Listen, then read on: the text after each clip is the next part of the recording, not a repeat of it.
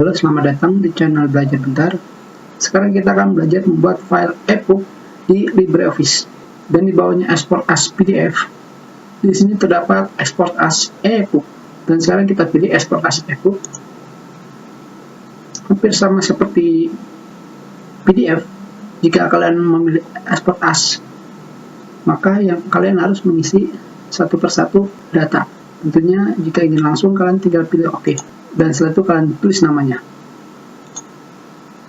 Sekarang kita cancel dulu. Sekarang kita pilih yang selanjutnya. Kalian pilih yang export directly as EPUB. Di sini kalian tanpa perlu membuat ataupun mengisi dengan menggunakan directly, kalian tidak perlu bersusah payah mengisi apapun. Jadi kalian tinggal menulis nama. Kita tulis lagi namanya.